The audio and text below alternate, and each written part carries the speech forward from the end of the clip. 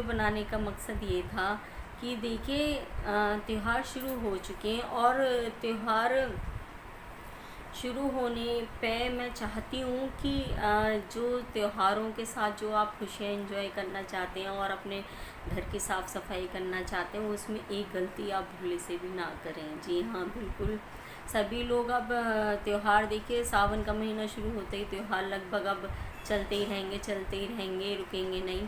ठीक है, अब सारे त्यौहार शुरू हो चुके हैं और मेन जो होती है लक्ष्मी पूजा जो दीपावली की होती है, उससे पहले भी जितने भी त्यौहार आते हैं सब अब ऐसे ही त्यौहार होते हैं। सब घरों की साफ़ सफाई लिपाई पुताई शुरू कर देते हैं। तो इसमें हम एक गलती क्या करते हैं सब कुछ काम करने के बाद में, कि थोड़ा सा लालच के कारण हम घर में कोई टूटा फूटा सामान है, कोई ड्रेसिंग टेबल है, कोई सोफ़ा पड़ा है, कि चलो भाई ठीक है, इसकी एक पैर टूट गया, कोई बात नहीं, रिपेयर करवा लेंगे, छत पर डाल दो। नया सोफ़ा लिया है लेकिन फिर भी ऊपर रख रखा है, दूसरा सोफ़ा है फिर भी वो ऊपर रख रखा है। बेड सारा टूटा फूटा है, बहुत पुराना हो चुका है, ठीक है, फिर भी वो रख रखा है। लालच जिसको कहते हैं, ठीक है। देखिए टूटे फूटे बर्तन किचन में पड़े हुए हैं, ये कोई तरीका नहीं है। आप अनचाहे अपने घर में बीमारी दरिद्रता और दुखों को न्योता दे रहे हैं और कर्जों को न्योता दे रहे हैं, ऐसा बिल्कुल भी ना करें। आप अपने घर के अंदर हाथ जोड़ के मेरी रिक्वेस्ट है कि अपने घर से टूटा फूटा चाहे बर्तन हो, चाहे फटे पुराने कपड़े हों, जो भी आपके इस्तेमाल का सामान नहीं है, आप उसको बिल्कुल निकाल दें।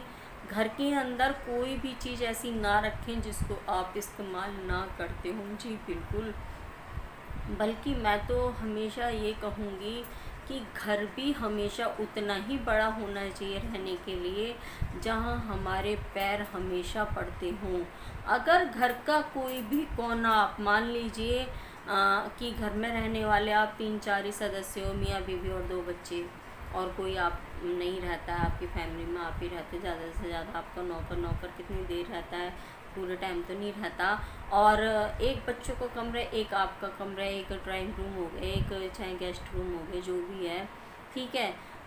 लेकिन उसके अदर मान लीजिए आपके बहुत कमरे हैं और जगह पड़ी हुई है, ऐसी भी जगह पड़ी है जहाँ बिल्कुल नहीं जाते, ताले लगे रहते हैं। आप क्या समझते हैं ऐसी जगहों पे नेगेटिविटी का वासा हो जाता है? जी बिल्कुल, जहाँ पर हमारा आना जाना नहीं होता, घर के अंदर जहाँ पर ताले लग जाते हैं, वहाँ पर हमेशा नेगेटिविटी का वासा हो जाता है। तो ऐसी गलती ना करें।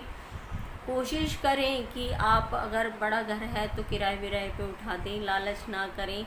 और हमेशा कहते हैं ना, ज़्यादा बड़ी चीज़ें इतनी ही रखनी चाहिए, लेकिन आजकल क्या कहें, सबकी अलग अलग सोचें। छोड़िए, इस टॉपिक पे मैं नहीं बात करूँगी, जिसकी जैसी इच्छा, क्योंकि अगर ऐसे ही सब समझने लग गए, समझदार हो गए, तो फिर तो सभी का ही जीवन वैसे हो जाएगा ना। तो इसीलिए जो कर रहा है उसको करते रहना दें, लेकिन ज़्यादा गलत हो रहा है तो समझाने का फ़र्ज बनता है। तो घर के अंदर टूटा फूटा फर्नीचर हो या कपड़े हो, जो भी चीज़ हो, वो आप घर से बाहर निकाल दीजिए। और कोशिश करें कि जितनी चीज़ आपकी इस्तेमाल की हैं वही चीज़ घर के अंदर रखें। बाकी आप किसी को दान दे दें ताकि किसी के काम आ सके, वो यूज़ में ला सके।